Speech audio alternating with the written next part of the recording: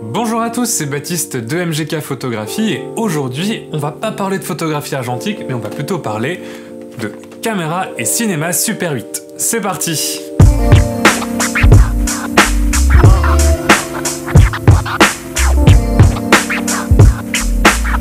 J'en avais rapidement parlé dans ma FAQ fin décembre, j'ai pour projet en 2018 de m'intéresser un peu plus à la prise de vue argentique de vidéos.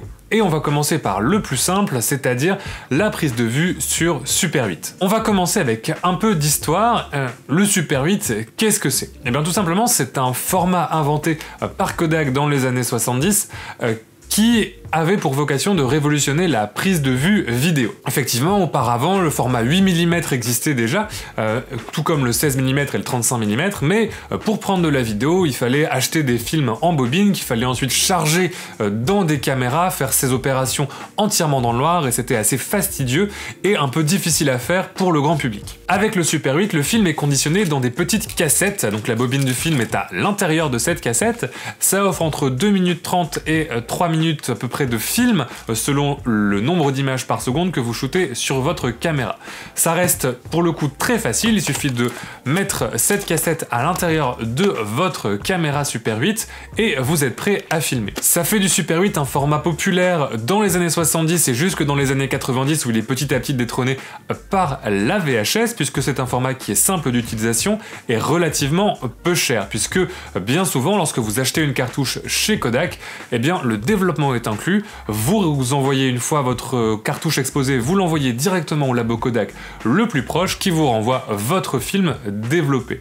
Pour le voir, ne reste plus qu'à le charger dans un projecteur et vous pouvez ensuite organiser des petites soirées projection de vos vacances à la plage avec vos amis. Aujourd'hui, faire du Super 8, c'est un petit peu plus compliqué et si vous pensez déjà que la photographie argentique c'est compliqué et que c'est un marché de niche, je vous déconseille de vous mettre au Super 8 parce que c'est encore pire. Cette vidéo, c'est la première d'une petite série sur le Super 8 et on va commencer tout simplement sur comment acquérir le matériel pour se mettre au Super 8 et quelles sont les 2-3 petites choses à savoir avant d'investir dans du matériel de prise de vue Super 8. La première chose à acquérir lorsqu'on veut se mettre au Super 8, c'est bien évidemment la caméra. Alors on va en trouver à tous les prix dans différents endroits, soit dans des magasins qui vendent déjà du matériel audiovisuel, soit sur internet, Le Bon Coin, sur eBay. Les prix vont de la quinzaine, trentaine d'euros jusqu'à plusieurs centaines d'euros selon le modèle de caméra, selon l'âge de la caméra, selon les fonctionnalités, si c'est un modèle plus ou moins professionnel. Cependant, avant de vous ruer sur Le Bon Coin, je vous conseillerais de demander à vos proches autour de vous s'ils n'ont pas une caméra qui traîne dans le grenier, puisque bien souvent il est possible que vos parents, vos grands-parents, vos arrière-grands-parents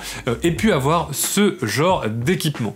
J'ai récupéré la mienne par exemple dans le grenier de mes grands-parents et elle est en parfait état de marche. Maintenant, quelques petites choses à vérifier sur votre caméra avant de conclure une transaction ou bien de mettre votre premier film à l'intérieur. Il va falloir vérifier plusieurs choses. Premièrement, les compartiments à piles, puisque avec l'âge, l'oxydation est un vrai fléau pour ces caméras. Souvent, c'est des choses qui sont restées dans les greniers, dans les placards, parfois avec des piles à l'intérieur, et ça a pu couler, ça a pu s'oxyder très facilement. Donc avant de conclure une vente, vérifiez bien le compartiment à piles, ayez toujours des piles avec vous. Souvent, pour ces caméras-là, sur les caméras relativement modernes des années 80, c'est des piles AA, donc c'est assez facile à trimballer et à avoir avec soi. Et vérifiez bien que la caméra démarre bien lorsqu'on met les piles à l'intérieur. La seconde chose à vérifier, c'est le fonctionnement mécanique de la caméra, c'est-à-dire le moteur d'entraînement du film et l'obtuateur. Pour le moteur, rien de plus simple, il suffira d'ouvrir l'emplacement pour la cassette du film, d'enclencher la caméra et vous allez voir la petite roue qui va tourner pour indiquer que le moteur entraîne bien le film.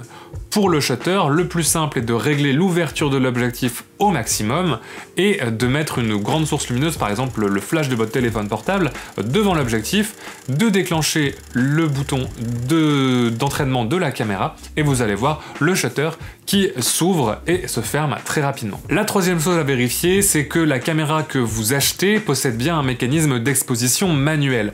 Tout simplement pourquoi? Puisque ce sont des équipements électroniques qui sont un peu anciens, les cellules sont sont souvent fragiles et ne résistent pas forcément autant.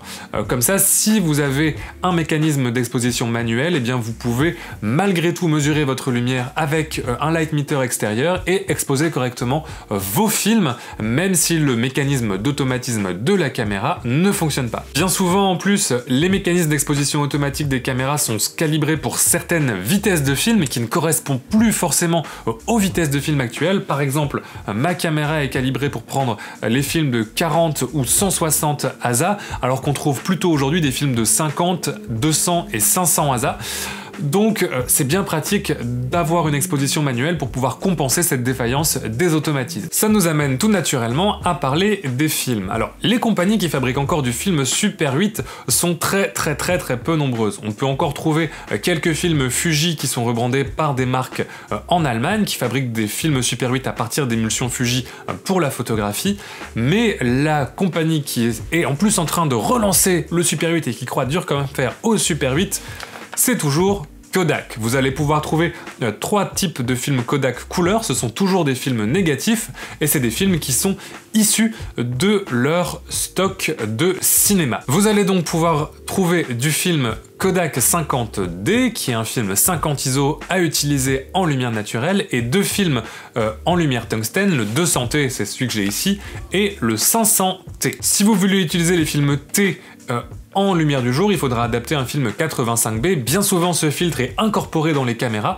Il faudra dans ce cas-là faire attention aux ISO, puisque on voit ici que c'est un film qui est noté à 200 ISO en lumière tungstène sans filtre 85B et à 125 ISO avec le filtre, puisque vous avez une déperdition de lumière lorsque vous exposez le film. Kodak fabrique encore une émulsion noir et blanc, la Tri-X inversible, qui a l'avantage d'être un film diapositive, donc directement projetable si vous avez par exemple un projecteur Super 8. Pour terminer, devrait arriver dans l'année le fameux Ektachrome, le film légendaire de Kodak, qui signerait le retour d'une pellicule Super 8 inversible, c'est-à-dire diapositive directement projetable sur le marché. Ça fait un moment qu'il n'y en a pas eu de nouvelles et les stocks de pellicules inversibles Super 8 sont de plus en plus rares. Côté prix, les cartouches se négocient entre 25 et 35 € selon la marque, selon le revendeur, alors, pour à peu près 2 minutes 30 à 3 minutes 15 de film. Alors vous m'entendez dire entre 2 minutes 30 et 3 minutes 15, tout simplement parce que cela va dépendre du ratio, du frame rate à laquelle vous allez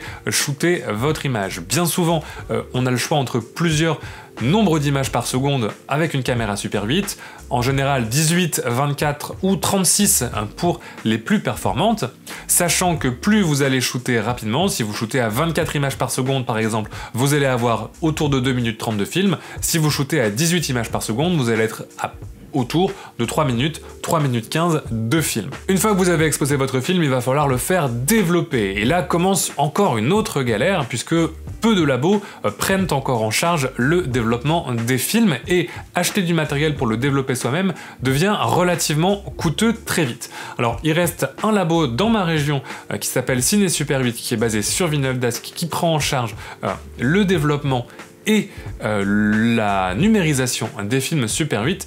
Il faut compter à peu près pour une formule complète avec une cassette, le développement et la numérisation autour de 95 €. Comme vous le voyez, shooter en Super 8, c'est pas forcément quelque chose qu'on va faire tous les jours au vu des prix.